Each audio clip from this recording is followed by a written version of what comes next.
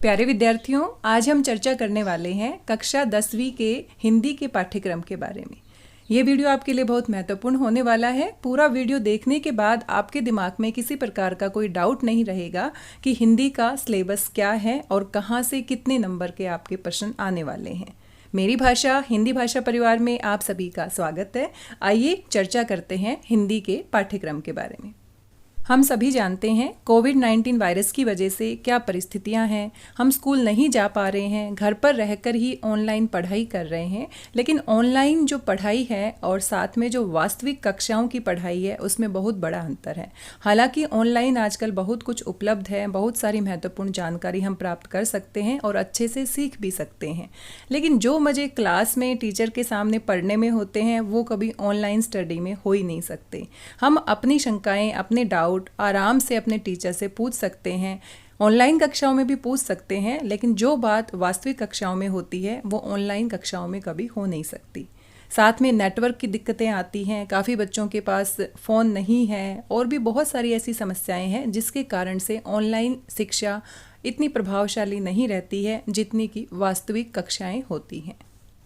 इन्हीं सभी बातों को ध्यान में रखते हुए हमारा जो सिलेबस है सीबीएसई बोर्ड के लिए वो कम कर दिया गया है ताकि बच्चों को किसी प्रकार की कोई परेशानी ना हो, ना ही उनको ज़्यादा स्ट्रेस हो, क्योंकि पूरा सिलेबस कर पाना, ऑनलाइन शिक्षा के द्वारा कर पाना काफ़ी मुश्किल हो जाता है। सीबीएसई बोर्ड के अंतर्गत हमारी पाठ्य पुस्तक क्षितिज भाग 2 के काव्यखंड और गद्य खंड से कुछ पाठ हटा दिए गए हैं। काव्य खंड में हमारे कुल 9 पाठ हैं। 9 पाठ में से अगर लॉकडाउन से पहले के सिलेबस की चर्चा करें, पिछले सेशन के सिलेबस की चर्चा करें, तो उसमें से 2 पाठ हमारे हटा दिए गए थे जो पहले ही हट चुके थे। इसमें तीसरा पाठ देव सवैया कवित है और चौथा पाठ जयशंकर प्रसाद की कविता आत्मकथ्य है। ये दोनों चैप्टर हमारे इस रिवाइज सिलेबस से पहले भी नहीं थे, लेकिन अभी जो नया सिलेबस रिवाइज करके आपको बताया गया है उसमें 3 और पाठ आपके हटा दिए गए हैं, जिसमें से नागार्जुन की यह दंतुरित मुस्कान और फसल कविता आपकी हट चुकी है। गिरिजा कुमार माथुर का छाया मत छूना हमें नहीं करना है और साथ में मंगलेश डबराल की कविता संगतकार भी नहीं करना है। यानी कुल मिलाकर हमारे 5 पाठ हट चुके हैं काव्य खंड से और 9 में से 5 पाठ हटाने के बाद सिर्फ हमें 4 पाठ करने हैं। अगर हम हमारी पाठ्य पुस्तक क्षितिज भाग 2 के गद्य खंड की बात करें तो यहाँ कुल मिलाकर 8 पाठ हैं। 8 पाठ में से अगर रिवाइज सिलेबस से पहले की बात करें तो 2 चैप्टर हमारे पहले ही हटा दिए गए थे, पिछले सेशन से ही वो हट चुके थे, जिसमें महावीर प्रसाद द्विवेदी का पाठ स्त्री शिक्षा के विरोधी कुतर्कों का खंडन शामिल था और भदंत आनंद कौशल्यायन का पाठ संस्कृति शामिल था।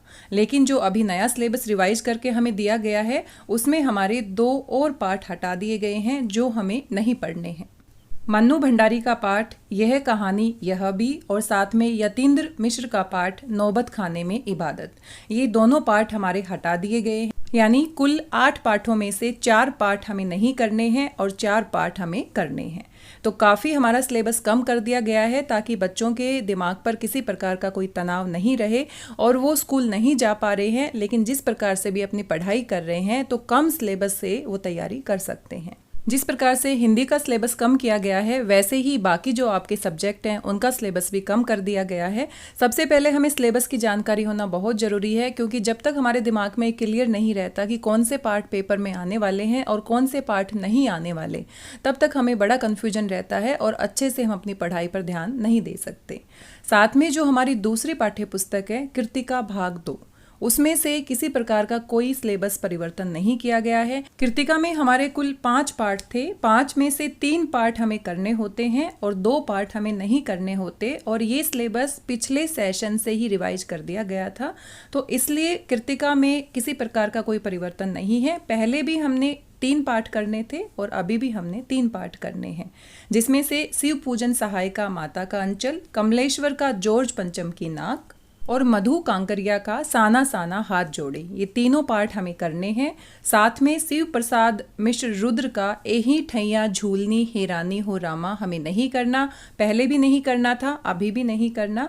अज्ञेय का पाठ मैं क्यों लिखता हूँ, ये भी हमारा पहले से ही हटा दिया गया था सिलेबस से और अभी भी हमें नहीं करना। तो कुल मिलाकर कृतिका में हमें 3 पाठ पढ़ने हैं, बाकी 2 पाठों से आपको किसी प्रकार के कोई प्रश्न नहीं पूछे जाएंगे। आप यहाँ सभी पाठ देख सकते हैं कौन कौन से पाठ हमारे हटाए गए हैं। काव्य खंड से हमारे कुल 5 पाठ हटा दिए गए हैं। देव का सवैया कवित्त, जयशंकर प्रसाद का आत्मकथ्य, नागार्जुन की यह दंतुरित मुस्कान और फसल कविता, गिरिजा कुमार माथुर की छाया मत छूना कविता, मंगलेश डबराल की संगतकार, ये हमें नहीं करनी है। साथ में गद्य खंड से मन्नू भंडारी का पाठ एक कहानी यह भी, महावीर प्रसाद द्विवेदी का पाठ स्त्री शिक्षा के विरोधी कुतर्कों का खंडन, यतीन्द्र मिश्र का पाठ नौबत खाने में इबादत और भदंत आनंद कौशल्यायन का पाठ संस्कृति। ये सभी पाठ हमें नहीं पढ़ने हैं। हमें क्लियर होना चाहिए कि कौन से पाठ हमें पढ़ने हैं और कौन से पाठ हमें नहीं पढ़ने। कृतिका भाग 2 से एही ठैया झूलनी हेरानी हो रामा और मैं क्यों लिखता हूँ, ये दोनों पाठ हमें नहीं पढ़ने हैं और ना ही परीक्षा में इनसे आपके प्रश्न पूछे जाएंगे। आइए अब एक बार चर्चा कर लेते हैं कि जो हमारा हिंदी का लिखित पेपर होता है 80 नंबर के लिए, क्योंकि 20 नंबर इंटरनल होते हैं हमारे, 80 नंबर का जो लिखित पेपर आने वाला है बोर्ड की परीक्षा में, उसमें किस तरह से प्रश्न पूछे जाएंगे, कितने कितने नंबर के प्रश्न कहाँ कहाँ से पूछे जाएंगे, सारी बातें हमें क्लियर होनी चाहिए। अगर 80 नंबर की लिखित परीक्षा में कुल प्रश्नों की बात करें तो कुल 53 यानी 53 प्रश्न पूछे जाएंगे, जिनमें से हमें सिर्फ 40 प्रश्नों का उत्तर देना है। सबसे पहला जो हमसे प्रश्न पूछा जाएगा वो अपठित गद्यांश और अपठित पद्यांश से आएगा। इसके 2 भाग होंगे। अ भाग में अपठित गद्यांश आपसे पूछा जाएगा। अपठित गद्यांश का मतलब है कहीं से भी कुछ आपको पंक्तियां दे दी जाएंगी, गद्य की पंक्तियां दे दी जाएंगी, आपको उस पूरे के पूरे गद्यांश को पढ़कर उससे प्रश्न उत्तर आपने लिखने हैं। ये कुल हमारा 5 नंबर के लिए रहेगा। साथ में जो दूसरा भाग आएगा वो अपठित पद्यांश के रूप में आएगा। कुछ पद्यांश की पंक्तियां, कुछ काव्य पंक्तियां आपको दे दी जाएंगी जो पहले आपने कभी नहीं पढ़ी हैं, क्योंकि अपठित का मतलब है कहीं से भी आपको कोई भी पंक्तियां दे दी जाएंगी, आपको उस पद्यांश को पढ़ना है और उसमें से प्रश्न उत्तर करने हैं। ये भी हमारा कुल 5 नंबर के लिए रहेगा। यानी पहला जो प्रश्न है उसके 2 भाग होंगे, अपठित गद्यांश 5 नंबर के लिए, अपठित पद्यांश 5 नंबर के लिए, कुल हमारा 10 नंबर के लिए प्रश्न रहेगा। दूसरा प्रश्न हमारा व्याकरण से पूछा जाएगा। व्याकरण में जो टॉपिक हमें दिए गए हैं उन्हीं से हमारे प्रश्न पूछे जाएंगे। व्याकरण में कुल 4 टॉपिक आपको दिए गए हैं, उन्हीं से आपसे कुल 20 प्रश्न पूछे जाएंगे। साथ में आपको 14 प्रश्नों का उत्तर देना है। और ये 4 टॉपिक कौन कौन से हैं, आइए इनको देख लेते हैं। व्याकरण में पहला टॉपिक है हमारा रचना के आधार पर वाक्य के भेद। ये कुल 4 अंक के लिए हमारा होगा। इसमें से 5 प्रश्न पूछे जाएंगे, 5 में से 4 प्रश्नों का उत्तर हमें देना है। दूसरा हमारा टॉपिक है वाच्य परिवर्तन, 4 अंक के लिए आएगा। साथ में इसमें से 5 प्रश्न पूछे जाएंगे, 4 का उत्तर हमें देना होगा। इसी प्रकार से पद परिचय हमारा टॉपिक है। पद परिचय से भी 5 प्रश्न पूछे जाएंगे, 4 का उत्तर आपको देना होगा। और रस से भी 5 प्रश्न पूछे जाएंगे, 4 का उत्तर हमें देना होगा। इस प्रकार से कुल आपसे 20 प्रश्न पूछे जाएंगे, जिनमें से आपको सिर्फ 16 प्रश्नों का उत्तर देना है। और व्याकरण का ये भाग हमारा कुल 16 नंबर के लिए आने वाला है। तो अब हमें ये 4 जो टॉपिक है व्याकरण के, इनकी अच्छे से तैयारी करनी है। किसी प्रकार का कोई डाउट नहीं रहना चाहिए, क्योंकि व्याकरण के सिलेबस में कोई परिवर्तन नहीं हुआ है। ये 4 टॉपिक हम पहले भी पढ़ते थे और ये 4 टॉपिक अभी हम पढ़ते हैं। तीसरा प्रश्न रहेगा क्षितिज भाग 2 के गद्य खंड से। गद्य खंड में एक आपको पठित गद्यांश दिया जाएगा। जो भी पाठ आपने पढ़े हैं उसमें से एक गद्यांश दिया जाएगा और वो 5 नंबर के लिए आएगा। जिस प्रकार से अपठित गद्यांश थे वैसे ही आपका पठित गद्यांश है। अपठित गद्यांश जो आपने पहले नहीं पढ़ा है कहीं से भी आ सकता है। पठित गद्यांश जो आपकी पाठ्य पुस्तक में पाठ है वहीं से आएगा। गद्य खंड से दूसरा जो प्रश्न पूछा जाएगा, क्षितिज से निर्धारित गद्य पाठों के आधार पर विद्यार्थियों की उच्च चिंतन क्षमताओं एवं अभिव्यक्ति का आंकलन करने हेतु 2 बहुविकल्पी प्रश्न पूछे जाएंगे। आपसे 2 ऐसे प्रश्न पूछे जाएंगे जो मल्टीपल चॉइस क्वेश्चंस होंगे और जिसमें से आपको एक विकल्प चुनना है। ये कुल हमारा 2 नंबर के लिए रहेगा। एक नंबर का आपसे 2 प्रश्न पूछे जाएंगे। तीसरे प्रश्न के ब भाग में काव्य खंड से आपका एक पठित पद्यांश पूछा जाएगा। जैसे आपका गद्य खंड से पठित गद्यांश पूछा जाएगा, वैसे ही आपका कविताओं से एक आपका पठित पद्यांश पूछा जाएगा 5 नंबर के लिए। और क्षितिज से निर्धारित जो कविताएं हम पढ़ेंगे उसमें से आपको 2 प्रश्न पूछे जाएंगे, बहुविकल्पी प्रश्न होंगे। जिस प्रकार से गद्य खंड से 2 आपको मल्टीपल चॉइस क्वेश्चन दिए जा रहे हैं, वैसे ही आपके काव्य खंड में भी 2 प्रश्न ऐसे होंगे जिनके विकल्प यानी ऑप्शन आपको दिए जाएंगे और आपने सही विकल्प का चुनाव करना है। ये हमारा कुल 2 नंबर के लिए रहेगा। यानी जो तीसरा प्रश्न आने वाला है वो कुल हमारा 14 नंबर के लिए रहेगा। 7 नंबर के प्रश्न हमारे गद्य खंड से पूछे जाएंगे और 7 नंबर के प्रश्न हमारे काव्य खंड से पूछे जाएंगे। ये सभी प्रश्न खंड अ में आएंगे। खंड ब में वर्णनात्मक प्रश्न आएंगे जिनको हमें विस्तृत उत्तर के रूप में लिखना है। वर्णन करना यानी विस्तृत रूप में लिखना। पाठ्यपुस्तक क्षितिज भाग 2 से और कृतिका से सबसे पहला है गद्य खंड। गद्य खंड से आपके कुल 4 प्रश्न पूछे जाएंगे, 2-2 नंबर के लिए प्रश्न रहेंगे। जितने भी पाठ आप पढ़ेंगे वहाँ से आपके कुल 4 प्रश्न आएंगे, 2-2 नंबर के लिए, कुल आपके 8 नंबर होंगे। काव्य खंड से आपके कुल 3 प्रश्न पूछे जाएंगे। कविताओं के पीछे अभ्यास के जो प्रश्न आप पढ़ते हैं उनमें से 3 प्रश्न पूछे जाएंगे, 2-2 नंबर के लिए, और ये हमारा कुल 6 नंबर के लिए रहेगा। कृतिका की बात करें तो कृतिका में जो हमारे पाठ हैं, कुल 3 पाठ हमें पढ़ने हैं। वहाँ से आपके 2 प्रश्न पूछे जाएंगे और 3-3 नंबर के लिए ये हमारे प्रश्न रहेंगे। तो कुल हमारे कृतिका में से 6 नंबर के प्रश्न आने वाले हैं। अगर हम इन सभी वर्णनात्मक प्रश्नों की बात करें तो कुल हमारा वेटेज हो जाता है 20 मार्क्स।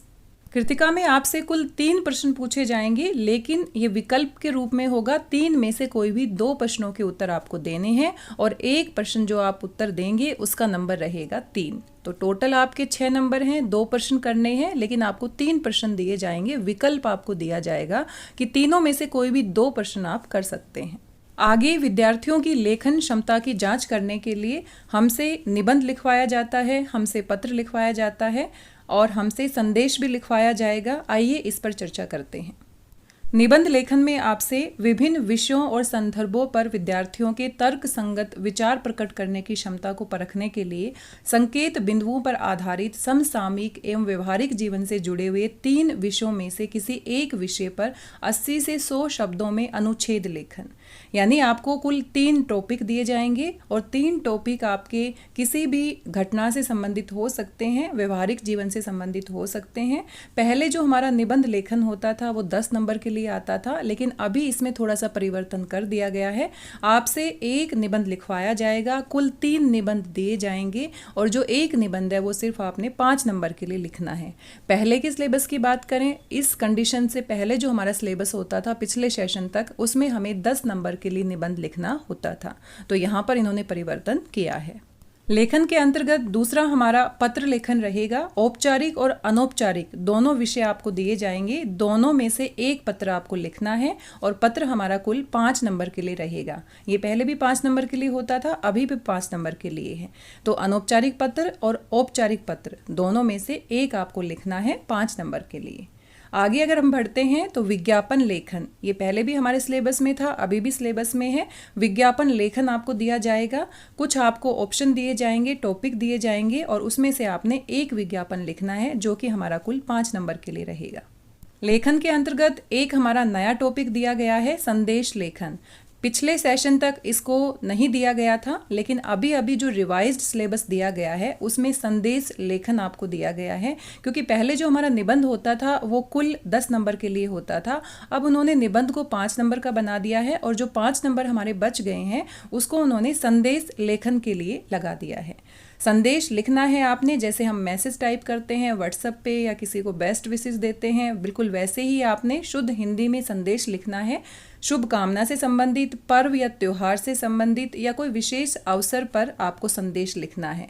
संदेश किस टॉपिक पर लिखना है ये आपको दिया जाएगा। कुछ टॉपिक आपको दिए जाएंगे, उसमें से एक संदेश आपको लिखना है कुल 5 नंबर के लिए। ये हमारे कुल 4 प्रश्न थे जो लेखन क्षमता के अंदर थे। टोटल हमारे 20 नंबर के हो जाते हैं। कुल अगर हम मिला के बात करें पेपर की तो हमारा कुल पेपर 80 नंबर का आएगा। लिखित के लिए 20 नंबर आपके इंटरनल होते हैं। 20 नंबर जो हमारे बच गए हैं उसमें जो पहला भाग है वो श्रवण और वाचन के अंतर्गत आता है। आप पूरे साल किस तरह से जो भी कविता पाठ आपको दिया जाता है, जो भी काम अध्यापक की तरफ से आपको दिया जाता है वो सुनाते हैं, किस तरह से आप पूरा साल अच्छे बच्चे बनते हैं, डिसिप्लिन में रहते हैं, वो सारी बातें आपके अध्यापक पर निर्भर करता है। वो हमारे कुल 10 नंबर के लिए हैं। परियोजना कार्य आपका दूसरा है और परियोजना कार्य आपका कुल 10 नंबर के लिए है। तो ये हमारे इंटरनल हैं, ये स्कूल की तरफ से नंबर लगते हैं। बाकी 80 नंबर का जो बोर्ड का पेपर आएगा वो लिखित रूप से आपने लिखना है। हमने पूरे सिलेबस की विस्तृत चर्चा की, साथ में पूरा जो हमारा पेपर है उसको हमने डिस्कस किया, कहाँ से कितने नंबर के प्रश्न आने वाले हैं, किस तरह के बदलाव किए गए हैं लॉकडाउन की वजह से सिलेबस में, वो सभी हमने डिस्कस किए हैं। अब किसी के मन में कोई डाउट नहीं होना चाहिए। अब शांति से खुश होकर हम अपनी तैयारी कर सकते हैं। बहुत ही कम पार्ट हमें पढ़ने हैं, लेकिन ग्रामर में जो भी हमारे टॉपिक हैं वो सारे वैसे के वैसे हैं जो हमें करने हैं। कुल आपके 80 नंबर के लिखित प्रश्न आएंगे और साथ में 20 नंबर आपका स्कूल की तरफ से इंटरनल काम रहेगा जो आपके अध्यापक आपको गाइड करेंगे। आशा करती हूँ ये वीडियो आपको पसंद आया होगा, साथ में सिलेबस से संबंधित आपको महत्वपूर्ण जानकारी मिली होगी। वीडियो आपको कैसा लगा आप अपना फीडबैक जरूर दें। साथ में मिलते हैं अगले वीडियो में एक नए टॉपिक के साथ। स्वस्थ रहिए, व्यस्त रहिए, मस्त रहिए और पढ़ते रहिए। मेरी भाषा हिंदी भाषा परिवार से जुड़ने के लिए आप सभी का धन्यवाद, बहुत बहुत धन्यवाद।